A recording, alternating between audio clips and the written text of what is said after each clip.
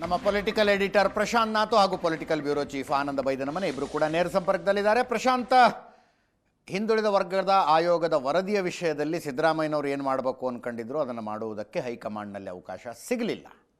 ಒಳ ಮೀಸಲಾತಿ ಕೊಡುವ ಮೂಲಕ ದಲಿತ ಸಮುದಾಯಕ್ಕೆ ನಾನೊಂದು, ಅಂದರೆ ದಲಿತ ಎಡಗೈಗೆ ನಾನೊಂದು ನ್ಯಾಯ ಸಲ್ಲಿಸಿದೆ ಅನ್ನುವ ಕ್ಲೇಮನ್ನು ಸಿದ್ದರಾಮಯ್ಯನವರು ಮಾಡಬಹುದಾ? ಇಲ್ಲಿ ಪೊಲಿಟಿಕಲ್ ಕ್ಲಾಶ್ ಆಫ್ ಇಂಟ್ರೆಸ್ಟ್ ಕೂಡ ಇದೆ. ದಲಿತ ಬಲಗೈ ಹಿಸ್ಟಾರಿಕಲಿ ಕಾಂಗ್ರೆಸ್ ಜೊತೆಗೆ ನಿಂತ್ಕೊಂಡಿರುವಂಥದ್ದು, ಅದಕ್ಕೂ ಕೂಡ ಇನ್ನೊಂದು ಪಂಗಡವನ್ನು ಜೊತೆಗೆ ತಂದು ಸೇರಿಸಿ ನಿಮ್ಗೆ 6% ಇರುತ್ತಪ್ಪ ಅಂತ ಹೇಳಿದ್ದಾರೆ.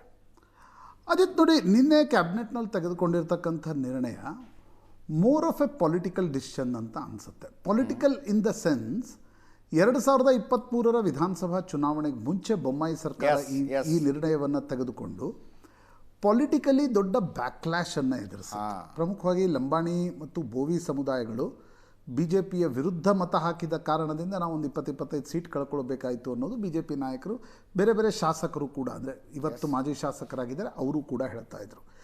ಸಿದ್ದರಾಮಯ್ಯನವರು ಡೇ ಒನ್ನಿಂದ ನಾನು ಒಳ ಮೀಸಲಾತಿಯ ಪರವಾಗಿದ್ದೀನಿ ಅಂತಕ್ಕಂಥ ಒಂದು ಪೊಲಿಟಿಕಲ್ ಸ್ಟ್ಯಾಂಡನ್ನು ಮತ್ತು ವೈಯಕ್ತಿಕವಾಗಿ ಕೂಡ ನಾನು ಒಳ ಮೀಸಲಾತಿ ಜೊತೆಗಿದ್ದೀನಿ ಅಂತಕ್ಕಂಥದ್ದನ್ನು ಹೇಳ್ತಾ ಇದ್ರು.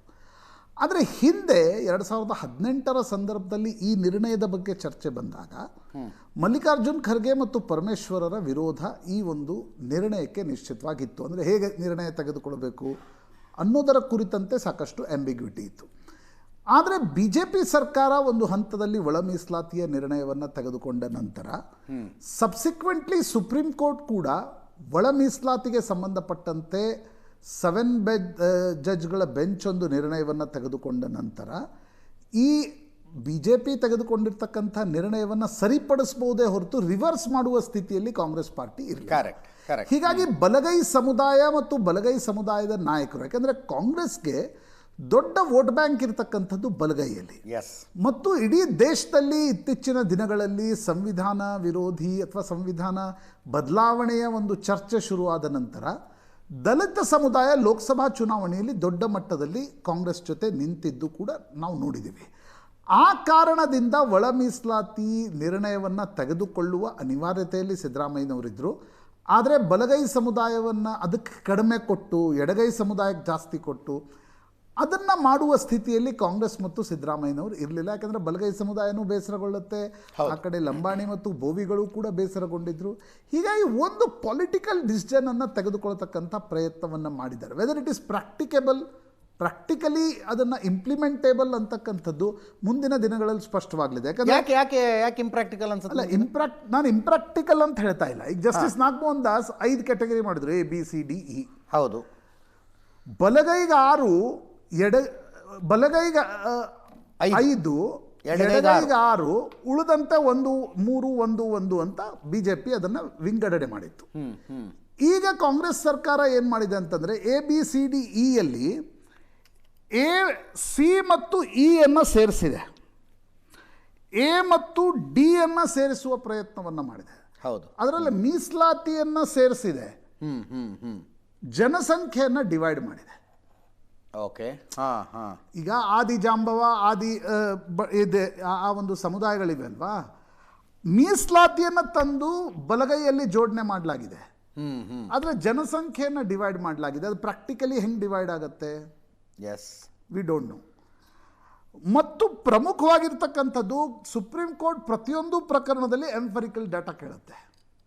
ಹೌದು ಹೌದು. ಈಗ ನೋಡಿ, ಇದರಲ್ಲಿ 2 ಪ್ರಶ್ನೆಗಳಿವೆ. ಇವತ್ತಾರೋ ನಾನು ನೋಡ್ತಾ ಇದ್ದೆ, ಸೋಷಿಯಲ್ ಮೀಡಿಯಾದಲ್ಲಿ ಕೇಳ್ತಾ ಇದ್ರು, 17% SC ಮತ್ತು 3ರಿಂದ 7 ಮಾಡಿರ್ತಕ್ಕಂಥ ಒಟ್ಟು 6% ಏನು ಇನ್ಕ್ರೀಸ್ ಆಗಿದೆ, ಅದು 56%ಗೆ ಒಯ್ಯುತ್ತೆ ಮೀಸಲಾತಿಯನ್ನು. ಕರೆಕ್ಟ್. 17 SC, 7 ST, 32 ಹಿಂದುಳಿದ. ಯಾಕಂದರೆ ಬೇರೆ ಕಡೆ 27 ಇದೆ, ನಮ್ಮ ಕಡೆ 32% ಹಿಂದುಳಿದ ವರ್ಗಕ್ಕೆ ಮೀಸಲಾತಿ ಇದೆ. It will come around 56%. ಆದರೆ ನಾನು ಸುಮ್ಮನೆ ಸುಪ್ರೀಂ ಕೋರ್ಟ್ನ ಕೆಲ ಜಜ್ಮೆಂಟ್ಗಳನ್ನು ನೋಡ್ತಾ ಇದ್ದೆ. ಎಲ್ಲೂ ಕೂಡ ಸುಪ್ರೀಂ ಕೋರ್ಟ್ ಹಿಂದುಳಿದ ವರ್ಗದ ಮೀಸಲಾತಿ ಸಂದರ್ಭದಲ್ಲಿ 50% ಕ್ಯಾಪ್ ಎಲ್ಲೆಲ್ಲಿಲ್ಲ ಅಲ್ಲಿ ಸ್ಟಕ್ ಡೌನ್ ಮಾಡಿದೆ. ಆದರೆ SC ST ಮೀಸಲಾತಿ ಪ್ರಮಾಣ ಹೆಚ್ಚಳವನ್ನು ಇಲ್ಲಿಯವರೆಗೆ ಸುಪ್ರೀಂ ಕೋರ್ಟ್ ಎಲ್ಲೂ ಸ್ಟ್ರಕ್ ಡೌನ್ ಮಾಡಿಲ್ಲ. ಛತ್ತೀಸ್ಗಢದ ಉದಾಹರಣೆಯನ್ನು ಕೂಡ ತೆಗೆದುಕೊಂಡು ಹೇಳೋದಾದರೆ, ಜಾರ್ಖಂಡದ ಉದಾಹರಣೆಯನ್ನು ಕೂಡ ತೆಗೆದುಕೊಳ್ಳಿ. ಯಾಕಂದರೆ ನೋಡಿ, ಯಾಕೆ ಈ ಎಸ್ ಸಿ ಎ ಮೀಸಲಾತಿಯನ್ನು ಹೆಚ್ಚಿಸಬೇಕು ಅನ್ನುವ ಪ್ರಸ್ತಾವನೆ ಬಂತು? ಎಷ್ಟು ಜನಸಂಖ್ಯೆ ಇದೆ ಅಷ್ಟು ಮೀಸಲಾತಿ ಸಿಗಬೇಕು ಅನ್ನುವ ಕಾರಣಕ್ಕೆ. ಹೌದು, 2011ರ ಜನಗಣತಿಯಲ್ಲಿ ಪರಿಶಿಷ್ಟ ಜಾತಿಗಳ ಜನಸಂಖ್ಯೆ ಕರ್ನಾಟಕ, ನಿಮಗೆ 6.5 ಏನೋ ಕೋಟಿ ಜನಸಂಖ್ಯೆ ಕರ್ನಾಟಕದಲ್ಲಿ, 1,04,00,000 5 ಲಕ್ಷ ಜನಸಂಖ್ಯೆ ಪರಿಶಿಷ್ಟ ಜಾತಿಗಳದಿದೆ ಅಂತ ಬಂತು. ಅದರಲ್ಲಿ ಬೇಡ ಜಂಗಮ ಅದೆಷ್ಟೋ 1,000-50,000 ತೆಗೆದ್ರು. ಆ ಒಂದು ಜನಸಂಖ್ಯೆಗೆ ಅನುಗುಣವಾಗಿ 17% ಮಾಡಬೇಕು ಅಂತ ಬಂದಾಗ ಎಲ್ಲ ಪಕ್ಷಗಳ ಸರ್ವಪಕ್ಷಗಳ ಸಭೆಯಲ್ಲಿ ಇದಕ್ಕೆ ಬೆಂಬಲ ಸಿಕ್ತು. ಹೀಗಾಗಿ 50% ಕ್ಯಾಪ್ ಕಾರಣದಿಂದ ಇದು ಬಿದ್ದೋಗುತ್ತೆ ಅಂತಕ್ಕಂಥ ಆತಂಕ ಸದ್ಯಕ್ಕಂತರೂ ಇಲ್ಲ. KIT ಹೋಯಿತು, ಹೈಕೋರ್ಟಲ್ಲಿದೆ. ಆದರೆ ಎಂಫರಿಕಲ್ ಡೇಟಾಗ ಅನುಗುಣವಾಗಿ ಈಗ ಸ್ಪೃಶ್ಯ ಅಸ್ಪೃಶ್ಯ ಅಂತಕ್ಕಂಥದ್ದನ್ನು ಕರ್ನಾಟಕ ಸರ್ಕಾರ ಮಾಡಿದೆ. ಜೊತೆಗೆ ಯಾವುದನ್ನು ಎಲ್ಲಿ ಸೇರಿಸಬೇಕು ಅಂತಕ್ಕಂಥ ಒಂದು ನಿರ್ಣಯವನ್ನು ಕ್ಯಾಬಿನೆಟ್ ತೆಗೆದುಕೊಂಡಿದೆ. ಈಗಷ್ಟೇ ವಿಧಾನ ಪರಿಷತ್ನಲ್ಲೂ ಕೂಡ ಮುಖ್ಯಮಂತ್ರಿಗಳು ಅದರ ಬಗ್ಗೆ ಹೇಳ್ತಾ ಇದ್ರು.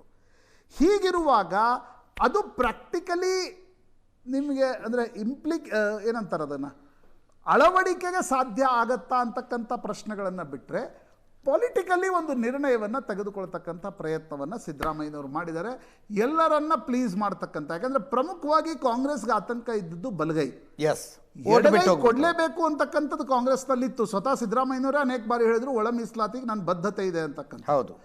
ಆದರೆ ಬಲಗೈ ಸಮುದಾಯವನ್ನು, ಯಾಕಂದರೆ that is Congress core vote bank. BJP ಯಾಕೆ ಚುನಾವಣೆಗೆ ಮುಂಚೆ ತಂದಿತ್ತು, ಎಡಗೈ ಸಮುದಾಯ ನಮ್ಮ ಜೊತೆಗೆ ನಿಲ್ಲುತ್ತೆ ಪೂರ್ಣ ಅನ್ನೋ ಕಾರಣಕ್ಕೋಸ್ಕರ ತರಾತುರಿಯಲ್ಲಿ ಒಳ ಮೀಸಲಾತಿಯನ್ನು ಬಿಜೆಪಿ ಘೋಷಿಸಿತ್ತು. ಈಗ ಕಾಂಗ್ರೆಸ್ ಇದನ್ನು 6-6-5 ಮಾಡುವುದರ ಮುಖಾಂತರ ಒಂದು ಪೊಲಿಟಿಕಲ್ ಆಗಿರ್ತಕ್ಕಂಥ ನಿರ್ಣಯವನ್ನು ತೆಗೆದುಕೊಳ್ಳುವ ಪ್ರಯತ್ನ ಮಾಡಿದೆ. Let's wait till how communities will react.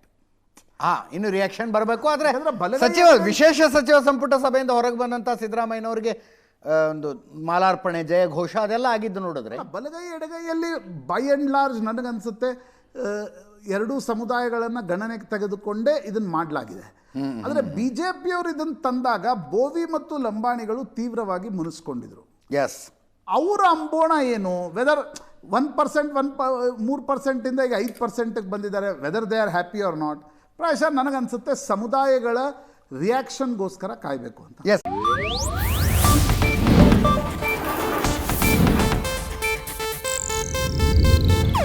ಇದು ಏಷ್ಯಾನೆಟ್ ನ್ಯೂಸ್ ನೆಟ್ವರ್ಕ್ ಪ್ರಸ್ತುತಿ.